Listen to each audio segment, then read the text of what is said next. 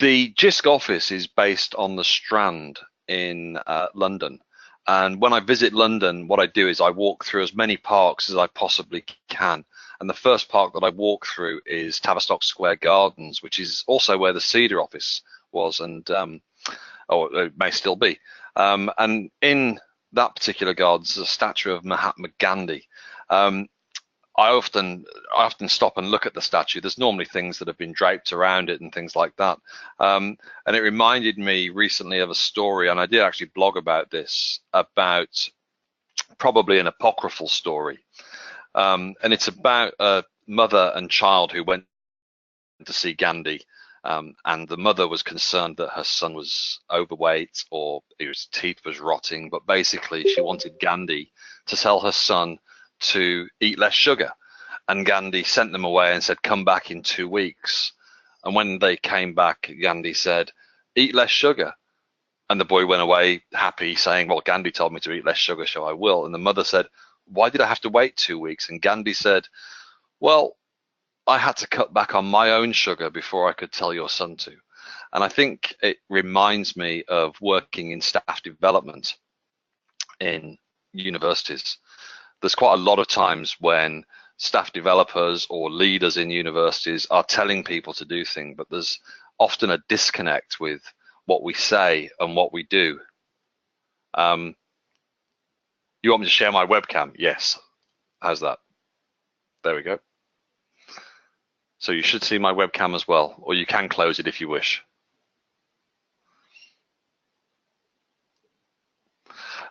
So that's what I was thinking about today for this webinar, is thinking about how we are modeling changes in the sector. One of the things that we do is on the Digital Leaders course that we run is we start by looking at the impact of our own practice. And when I say we, I talk about the delegates, and how if they want to change behaviors at an organizational level, they need to start with what it is that their behaviors actually are. So today I'm going to talk about 4 things. I want to talk about how we look at personal digital practice. I want to think about how we get our delegates to engage with their own motivations and things like that. I want to talk a little bit about the digital leadership course. I want to talk a little bit about networks, because I think networks is something that is a very difficult concept for some students, and I want to talk a little bit about that.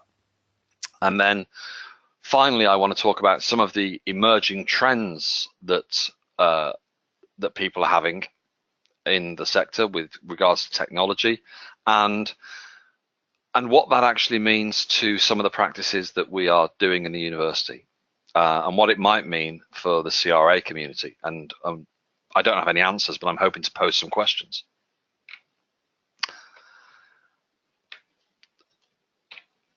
So just to very quickly, just talk about the Digital Leaders course. If you're not familiar with the Leaders course, then this is what we cover on it. It's very simple. It's a 4-day program split into 2 residentials. We just very quickly look at what you actually do as a leader through your own use of digital. We look at strategic and operational issues. We look at how technology is changing organizations. And we look at how to lead, manage, and influence digital change across organizations and teams. It's quite a brief introduction to some of these subjects. Most of what we do is around getting people to think about their own practice and what that looks like.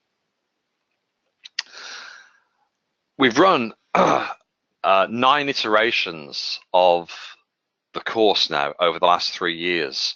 And for all of them, this is where we start. We get a lot of senior people on the course, as well as people who are aspiring to be in these senior roles. But the key thing that we do is get people to come to the course and look, first of all, at what it is that they do. Some of you might be familiar with this particular metaphor. I was just going to say, can I have a show of hands? But that would have been a little bit mad. Visitor and resident is a metaphor that we initially ran with. It was developed by Dave White when he was at Oxford. He's now at the University of the Arts in London. And visitor and resident is just a way of thinking about how people engage with the web. It was actually developed as an antidote to assumptions around digital natives. Although obviously now that I look at that photograph, I think they're actually digital hipsters. Essentially for us, working with staff in HEIs, we needed to get them away from assumptions that digital capability is defined by identity. And especially in this case, and this is a thing that Prensky developed, the digital native idea around generational identity. This has been a barrier, I think, in a lot of institutions when it comes to change, because how often have we heard staff say, well, my students can do it, but I can't. And so this is where we start. We say, look, this is not a generational thing. This is not about what it is that the students are doing. This is something that we all can do. I'm just going to mute while I cough.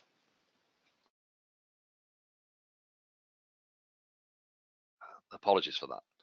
So we use the visitor and resident model as a way of making themselves aware. What we found was when we did this is that it actually substituted the digital native stereotype that they had for the metaphor of visitor and resident. So where we had staff saying, well, I'm not a digital native, you know, I'm a digital immigrant, which is something we were trying to break. We then had staff saying, well, should I be visitor or should I be resident? And we ended up with the metaphor that we were using to get away from digital natives actually obfuscating the actual thing that we wanted to do. So we ended up having difficulties then with the visitor and resident model. So what we've done now is we've simply changed, and we get staff to engage very simply with, where are you on this line? What activities do you do in terms of when you read stuff in digital places, or where you're just broadcasting in digital places, and where do you create materials and where do you engage with materials? And then we wanted them to think about, well, do you do that as individuals, or do you do it personally, or do you do it as an organization? So for example, it might be that if you're looking at that particular image, you might put the virtual learning environment, if you're teaching, somewhere down in the bottom right hand corner, because it's an institutional tool and you're creating materials in there. You might put journals that you're reading over on the left, and that might be something you do professionally. If you're me, you put Facebook in the top left corner, because Facebook is something that I hardly ever post on, but it's how I keep in touch with my family. And I might put Twitter in the top right. Let me give you an example of one of the leaders who started mapping his own personal practice using this particular tool. And what we can see here is a very intricate map, and they've actually changed some of the sorts of we call them tension pairs, the two axes, but they've kept it as individual as organization. But you can see by the pink post-it notes that they started thinking in terms of not just broadcast, but also promotion and leadership. And then on the right, engagement, support, development. And then you can see across the whole of the map that they started mapping things. Slack, for example, is something that's there. Moodle, this is obviously an institution that uses Moodle. They've got a Twitter account for work, and they've differentiated that. And they put work at the bottom, and you can see they've also got a personal Twitter account. And that's something that we see a lot in both staff and occasionally students too, where they will have a Twitter account, for example, where they keep that for university use, and they have their own personal one that they share with their friends. And you can see some things there. There's a work Facebook account, for example. And so we get them to map this, and once they've mapped it, what we do then is that we start to get them to annotate it. My little favorite bit of this is that right in the middle of that map, you might see that there's a little black square that's marked LinkedIn, and they've annotated it with a sleeping emoji. So there's things like that that they do, and then we use this as the basis for discussing what their practice looks like. What do they do in their institutions? How do they communicate with each other? How do they get things done?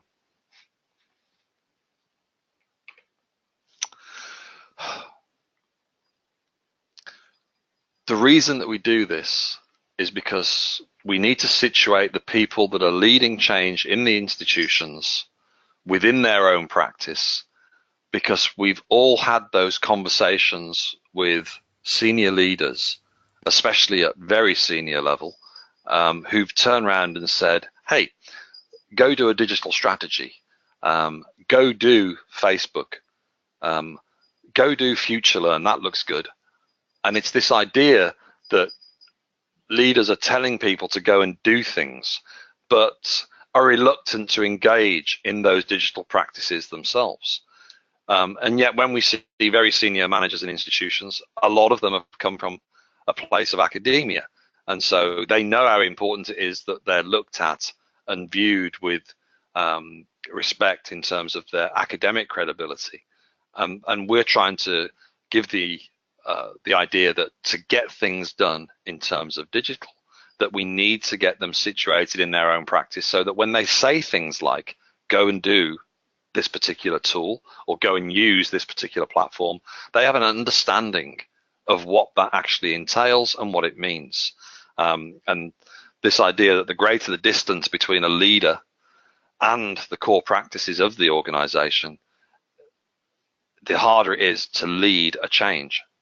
It's hard to get people to buy into the change when you're not actually doing it yourself. And this is at the core of what we do on the Digital Leaders Program. It's at the core of what we want people to engage in. And one of the things that always surprises me, and I don't know if there's any staff developers on the call, one of the things that always surprises me is when we talk to senior staff developers or heads of academic development, and we say, so when you're running sessions around using the virtual learning environment or using e-portfolios or using whatever tool it is, where is that most often done? And 8 times out of 10, they come back to us and say, well, we run face-to-face workshops, and we give them handouts and they go away and try it. There's no, and there's very little, when we talk to them, they tell us that there's very little distance learning within the institution, i.e. we don't see them running sessions within the virtual learning environment and using the virtual learning environment to support the activities that you're trying to promote. So that's not true of every institution, but a lot of the times we still hear that in the Digital Leaders course.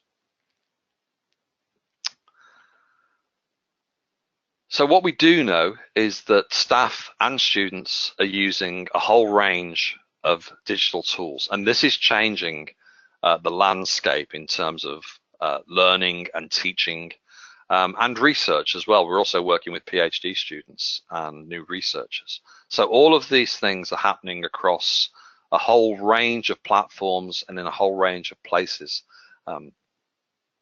This is a network diagram. This is actually, I'm using Twitter for the next couple of slides, but this is a model of a conversation that went on in Twitter. And these are all people that are tweeting about the same thing. And the size of the nodule is the impact that that user is having. So you can see the pink one in the middle there is somebody that has had lots of retweets and lots of engagement with a tweet that they've sent out. The smaller standard size ones with the arrows are single tweets and perhaps retweets and a conversation. And the bigger it is, the more impact it's having. This is one of mine, and it's what I've done is I took during the last JISC Digital Leaders course, which was a 2-day residential. I actually tweeted during that course, and the left-hand network diagram is all the people that were engaging with me in terms of Twitter on that particular 24 hours. So that's a 24-hour snapshot of all of the people that I worked with. And then on the right-hand side, there is a hashtag diagram. And this is the hashtag for the JISC Digital Leaders course for 24 hours and the people that were tweeting on it and where those conversations were taking place. And as you can see, Donna Lanclo, who was tutoring on the course with me, she was tweeting quite a lot and had lots of engagement. I'm on the right there, not tweeting as much, probably because I was delivering a little bit more than Donna. And then we've got some other colleagues near the top and some delegates that engaged with those conversations as well as being in the room. And this gives us a very quick snapshot of where conversations are going on outside of the actual sessions. And the reason I put this in is it started me thinking about any course that we run and where conversations are going on. One of the trends that I've started to see, and I know that you will have seen this, is around how students create a professional identity. And I put LinkedIn in there because I've seen universities that run sessions for students on creating a very professional profile. How do you create a professional identity? And using LinkedIn as either a tool for that or giving it as an example as a place that you could create a professional identity. And I think that's a great idea. I think it's an important thing that students understand that they have this identity. One of the things that I am concerned about, or not concerned about, but thinking about is, well, if students are creating this professional identity, it's a snapshot in time. It's no different to a website, but LinkedIn and tools like LinkedIn are all about leveraging the network. So how do we record the network in terms of achievement? And what does that look like? In terms of a student that's building a network, and in terms of recording that in their assessment as part of their achievement, in terms of when they leave university, how can they express this professional network rather than just, well, there's my LinkedIn profile? How is there a way that we can start to think about and leverage in terms of what do I look like as a network? Now, I don't have answers to that. So what I want to do very quickly is talk about the emerging themes that we have around some of the technologies and what impact that might have. I've been running for the last 18 months a project around what the next generation of digital learning environments might look like. We all know the standard Blackboards, VLEs, and Moodles, and we all know the portfolios that we use. And what we wanted to do is to look at where people were using different things. Now, some key themes came out of the consultation, going around, speaking to people, getting people to engage in focus groups and things like that. These are some of the things that are coming out. People see the existing tools as being problematic. Current platforms and systems are closed, controlled, quantified, content-based education, and there's a desire to control the academy as the field. And this is quite important when we start thinking about the network.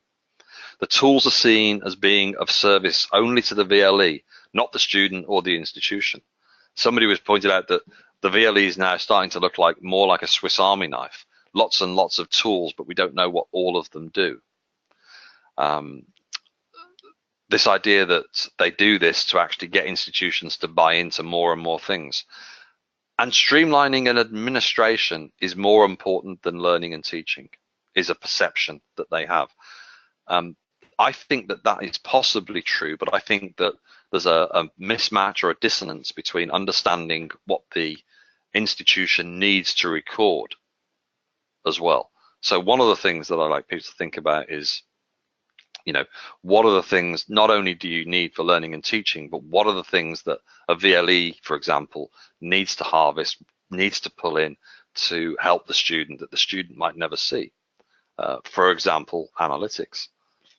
The other thing I'd say is that people felt that the existing virtual learning environments were a result of pedagogical theories or pedagogical approaches that were predominantly from the 90s, which is when we first started seeing these virtual learning environments appear.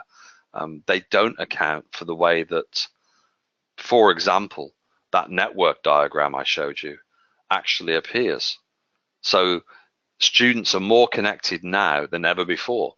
And when we started looking at the key themes around students and staff, we got Gutierrez being cited time and time again. about how learning is changing from individual to collaborative learning, passive to active, differentiated instruction, and this idea of multitasking. Now, I don't necessarily buy into all of these, but I think that the key one is that first one, the individual to collaborative, because it's easier now to collaborate than at any other time.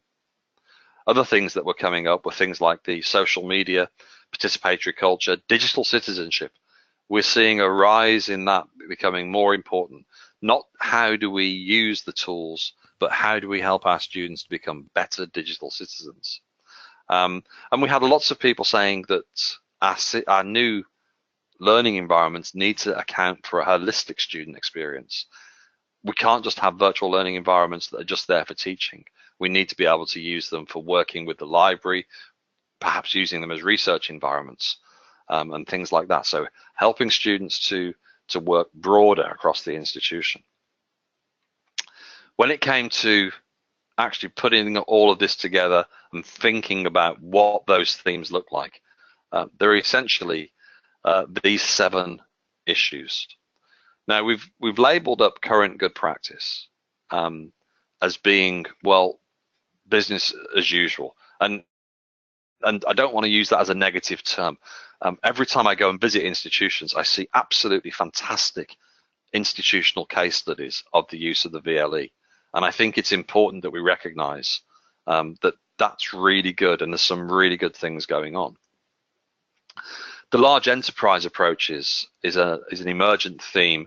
There are no, perhaps 1 or 2 large enterprise approaches being used, and by the large enterprise, I'm talking about Facebook, Apple, Google, and also Amazon. We've got emergent players in this particular market that are developing learning management systems. Google already have Google Classrooms, and that's deployed. I've got colleagues in Canada that are using that, certainly in K-12 education. But we're seeing Amazon's systems starting to come up. For those of you who are using Office 365, Microsoft have now launched Microsoft Classrooms. And these large enterprise approaches fit into other aspects of the core business as well. From institution to individual, this is the idea that more and more academics have got access to their own publishing. We know lots of academics who have got their own blog. They use things like Twitter and Facebook, and they're actually putting material out there, getting students to discuss things on their blog. And it's this idea that the institution is an individual now. It can be seen and work with individual on an individual basis and publish without going through any systems. The self-starter and individual approaches is this idea that we are always having innovation in institutions. And if you're a learning technologist, and especially if you're a learning technologist of maybe 10 or 15 years ago, we used to see a lot of small-scale projects in universities and colleges that were given small amounts of funding to build or pilot new systems. We've seen that sort of disappear, especially with things like TQEF funding. But what we are seeing now are things like academics finding tools like Slack. And if you're using Slack, it's basically a small system where you invite people in. It's got discussion forums, you can post files, you can have a whole variety of things going on in there. And so we see individual academics setting up a Slack group, inviting 20 students in, and they run their whole thing off-site on these particular tools. And we actually use Slack with the Digital Leaders course as a way of getting them to think about what that means. With the existing learning environments, one of the big selling points is analytics, and we're seeing analytics being used more and more in institutions. In terms of emergent models, that refers to new things that are coming through, like AI, chatbots, and things like that that are being used in learning management systems. And we're also seeing more emphasis being placed on usability, where usability is the driving force for new tools that are being launched. So we have this disruptive tool and by disruptive I mean an innovation that is there, that it's premised on the ease of use, maybe 1 or 2 pushes on the button, maybe using mobile phones and things like that. And all of these things are impacting on what we do. Now, the reason that I sort of talked about these is because we have this current good practice at the top, which is what we're currently doing and is by and large the most predominant thing in the sector. But all of these other things are happening. And the analytics one is highlighted because it's one of the areas that I think could be problematical going forward, especially when it comes to recording achievement. This is a very simple dashboard. It's not anything to do with learning. It's just an example dashboard. So my worry about this particular issue is we now have dashboards that will tell us what is going on inside of an e-portfolio, inside of the library systems, inside of the virtual learning environment. And all of those things we can record and use. And there's an awful lot of universities using them to look at issues of retention and achievement and ensuring that students are supported. But as more and more things are happening, as we get students to start thinking about things like LinkedIn, as we start getting them thinking about Twitter, as academics are starting to put material in spaces like Slack, as they start putting it in Facebook, as they publish on their own blog, how do we actually record that? So how do we record network activity outside of the institutional systems? And more than that, I worry about how do we, I don't want to use the word benchmark, but how do we look at a student's network and think about, well, that's a good network and this network needs developing. What does that look like when we start placing more and more emphasis on network activity? I don't have the answers to these. These were things that I just wanted to sort of put up there as questions. So I said that I'd speak for 30 minutes and then take questions. So that's what I wanted to sort of put out there today. Where do we actually find the answers to the problem of the network? Laurie, that's fab. Thank you so much. So big clap everybody to Laurie, and open the floor for questions. Either put them into the chat box or switch your microphone on and talk to Laurie directly. Laurie, that was great. Thank you so much. Any questions? Yes, I've got one. Can you hear me? I can. Hear you very well, Joy. Oh, great. Okay. So I guess I wanted to ask more along the lines of the title of this talk. Yes, you know, how do we map the network? How do we get students to see their impact? But I think a lot of what I'm reading now is more on how we should cut down on so-called sugar, on the dangers of overuse of social media, et cetera, and how do we teach that responsibly? It sounds like I would actually urge academics not to engage in Slack on top of everything else, for example. I don't think that has a good return on investment in the academic community. So I'm just wondering, you know, I thought you'd be saying about identifying practice and pulling back from it where it doesn't make sense, but it sounds like this is all the drive to engage more, actually. It's an interesting one. On the Digital Leaders course, we find that some senior leaders are hardly engaged in digital at all. So the digital that they're engaged in is pretty much email. And so this idea of we see an awful lot in the press about the social media detox. And I think that the problem is that the detox, we're using the tools as a default to something else. We don't need, or I personally don't feel the need, for example, to detox from Twitter. What I need to do is to detox from the behaviors that are actually occurring in social media. And we sometimes conflate the behaviors that we see in social media and the activities that we see in social media with the social media. I think social media itself is a useful tool. One of the things that comes out from the digital leaders mapping process, when we start getting them looking at where they are, they do start saying, I need to do more here, and perhaps I need to move back on this bit. So we do get them to think about that, but we don't ascribe any values to it. We don't get them to say, hey, you know what, your map's too full, because that's a personal capacity thing. It's a thing about them. But I think that if you are going to start saying things like, I really shouldn't be doing Slack anymore, or I shouldn't be, or I'm doing too much, I think you need to have a way of looking at what you're doing to start with. You need to sort of get it down and say, this is where I am and this is what I'm doing. And that's why we get them to annotate it as well with emojis. Almost every person that we get to annotate their maps always puts a sad face next to email. None of them tend to put a sad face next to Twitter. So when we talk about detoxing, and I noticed somebody on Twitter the other day saying, hey, I'm switching off from Twitter, it's too much for me, and they've gone to a sad face, for example.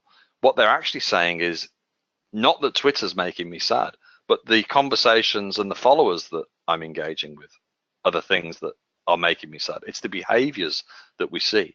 So I would get people to curate and think more about what they're doing in these spaces and what their motivations are in these spaces, rather than just switching off the social media.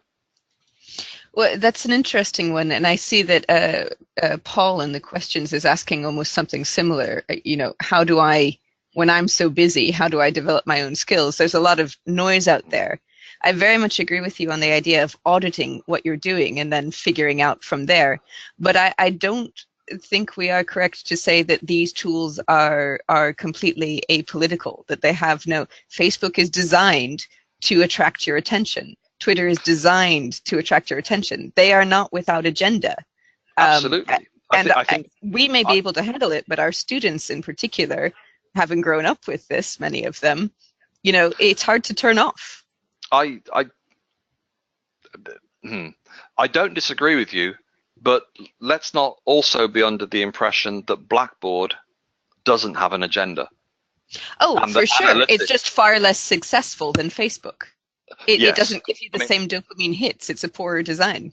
Yeah. So and Facebook is nothing more than an advertising platform. It's a targeted advertising platform. We have a responsibility to make students aware of that. But the reality is, I think that students are not going to switch off Facebook. The interesting thing that we see now is that students don't tell us that, oh, we're going to organize that in Facebook. They just say, oh, we're going to organize that, and it might just be one of the tools that they use. So we're starting to realize that one of the things that's happening as we work with students on their maps is that instead of them calling out the platforms, they're calling out more and more of the behaviors, and they're actually more than willing to switch between platforms depending on what's most convenient for them.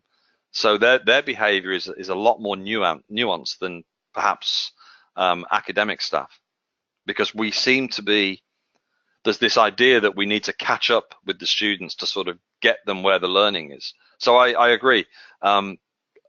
I don't know what the answer to that one is either. I don't think the answer is switching it off, because it's going to be always somebody wanting to go there. And some of these spaces are actually more accessible to some students than for example, the virtual learning environment.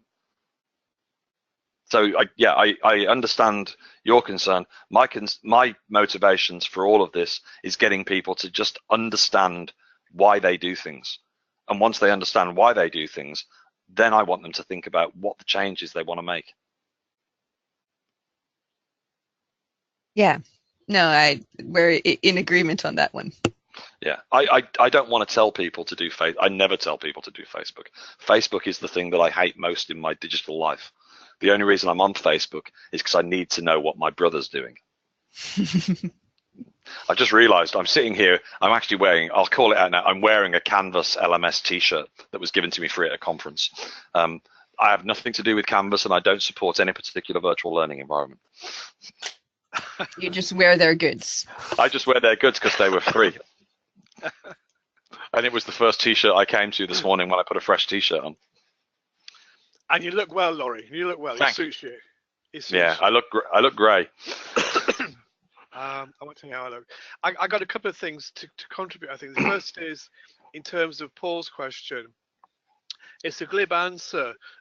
Stephen Covey's Seventh Habit, sharpening the saw, but I still think it's a good one, and I use it a lot. And that is I don't know if people are familiar with Covey's habits. It's now 8 habits of highly effective people. And the seventh one, sharpening the saw, is about a woodcutter and somebody's walking through the forest and comes across the woodcutter trying to chop down a tree with a blunt saw and getting nowhere. And you say to the woodcutter, why don't you stop and sharpen the saw? And the woodcutter replies, don't be silly, can't you see I'm trying to chop down this tree? And the point of that is, as developers, we all need to be able to take time out to sharpen our saws, and that's not something that we like to do. It's something that we need to do if we're going to be able to keep up. For me, running the leaders course, Steve, is something that's. I love running the leaders. I love working with people. I think the biggest thing that comes back to us on the Digital Leaders course is when we ask the feedback, and as you know, evaluation and feedback, it's something that is ingrained. But the thing that keeps coming back is, I really appreciated the time to take out the time and think. It's not often about the content. It's about having some reflection time. So we do an awful lot of discussion and reflection on the course, for example. But I think that we need to build that into our practice. And I think staff developers, and I don't know how many staff developers are in the room, but I think staff developers are the worst for it. Yes, indeed. The second thing I was was reminded of, and that is the research done a couple of years ago by King's College on behalf of QAA, looking at students' perceptions and expectations of higher education. And one of the things that struck me about that was students saying they do not want computers to replace teachers. What they do want, nevertheless, is a very high level of IT support. And that looks almost like a contradictory thing to say, but it's not. And I've been looking, I don't know if people have been following it, and Laurie, you probably will know more than me, I don't know, and that is the development of the new University of Herefordshire. And I think one of the things, going back to one of the things that Joy said, which reminded me of it, and that is that we've grown up with IT and higher education. So there's still a sense in which it becomes an add-on, that there's higher education and then there's the add-on of IT and higher education, rather than the two being absolutely part and parcel of the same thing. And I think the new University of Hereford is trying to do just that. It is trying to start off from a place where the use of technology and pedagogy in higher education are integrated from the outset. So the question of how much do we do doesn't crop up. It's taken for granted it's going to be there. I think, I worked with, there's a guy called Dave Cormier, and we worked with Richard Hall and Mark Childs. We put together some sort of ideas about what that might look like in terms of, almost post-digital. Yes. How do we get to the point where we stop calling out IT and digital, and it's just there? And I don't know what the answer to that is. One of the things that I've been developing recently is this idea of looking at practice through a digital lens. Instead of having a digital strategy, instead of looking at all of these things and saying, right, now we need a digital learning and teaching and strategy, and that's just basically changing from the e-learning strategies of the early 2000s, right? Yeah. So instead of looking at that, if we sort of just we know what digital things are available, and digital keeps changing, but if we can start saying, okay, we're rewriting the strategy, let's have a quick look at this strategy through a digital lens. What are the things that we need to consider? And it's about building an agile, flexible strategy that incorporates all of the things around digital, but you just sort of write it into the existing strategy rather than having something separate. That's what my preference would be in institutions. We keep calling out digital as a thing, yes, but actually we need it to be, we don't have a fresh water strategy for the institution, yet the institution has to provide fresh water. Yeah. And I think when we get to the point where digital just sits in the background as one of those things, then then we're going to start making some real progress. But it's not easy. Completely agree. Laurie, I have a question, which is, along the way, you said the greater the distance between a leader and core practices of the organisation, the harder it is to lead change. Is that a quote from something, or is it your quote? I made it up. That's brilliant. Can we quote you on it? If you like. Is my webcam still on? Yes, it is. It's slightly changed from what I wrote, but that's what I sat this morning. I had a phone call with Donna Lanclow this morning. We're writing a chapter on social media, and we were looking for a sentence to sort of finish it off, the last paragraph, and what I did originally write in terms of social media was the greater the distance between a leader and the core practices of their organization, the harder it is to establish credibility and authenticity. But actually it applies to almost anything to do with leadership. So yeah, I just made it up this morning. Do you want me to go back to that slide? Send us a citation for the forthcoming. I will. Where is it? I've lost it now. It was on a slide, wasn't it? Yeah. There it is. It is. Yeah. Yeah. I literally just you know what it's like when you're trying to write something, you're working in a collaborative document, and there's two of you trying to write a paper or a chapter, and I just made it up. Brilliant. Brilliant. The best ones are made up. Thanks. Do you know what? My worry is that I've probably heard it somewhere. Yeah. Well, they'll tell you about it if you have. Yeah, they always do. They always do. Yeah. Folks, any more questions, comments, things to contribute to the session? If anybody's managed to link analytics of things like Slack, Twitter, Facebook into their institutional systems, I would love to know about it. I worry about this idea of recording the achievement of a student only through the dimension of the stuff that they're using institutionally. And I'm scared for students as we go forward that we're not recording where that formal learning outside of the formal places is going on. Yeah. What evidence are you getting from the GISC Learner Analytics network? We've got the Learner Analytics network. We're only looking at the institutional tools at the moment. Right. The fact that we're using that there's things like Slack, Facebook, Twitter, all of that's going on. We know it's there, but we have not as yet found a way to integrate all of that because, of course, as Joy pointed out earlier, these platforms are not there for the benefit of learners. They're there for the benefit of people making money. Yeah. And we just need to find a way of making sure that we don't lose the nuance of learners that are actually using them and using them very effectively. I don't have a criticism of them. It's my main criticism is that we'll lose it. Yes, indeed. That's a really great quote from Paul, actually. How can you see the benefit if you don't understand it? Yes. That's a good question. Yeah. It's a tough one.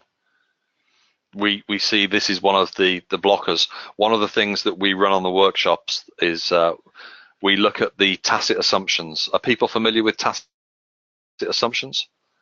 Yes. So these are from Sheen's model, and they're the unspoken things around an institution, the things that can derail almost any change initiative. And when we surface these, we run about 30 minutes worth of post-it exercise around what are the tacit assumptions around your institution. The first one that comes up from HE is that research is more important than teaching, and so on and so forth, and it comes out. And we end up usually with a wall full of tacit assumptions, and then we start to think about, well, how do we address these tacit assumptions? You know, IT always says no, or they always say no. They is something we hear a lot on the leaders course, even from very senior leaders. Why can't you do this? They won't let me. And they is a substitute for the university, or the university won't let me do this. And when you have to unpick then, well, who do you mean in the university? And they're talking about structures and processes. And some of those structures and processes may have been there for several years or even decades. Yes. The legacies. Yeah. I assume that's it. Yeah, there you go, Paul. Yeah, I assume the students will know this. That always comes out. It's a classic one. Yes. Okay, that's it. That's it. Brilliant. Folks, can we say to Laurie, thank you so much for what has been for me an education. As ever, Laurie, you're looking well, and really, thank you so much. A great hour has just been spent. Thank you. It's a pleasure. You know me, I love talking about this stuff. Nice to see you, and take care. Thanks, You too. everybody. Bye Thank for you. now. Bye. Bye.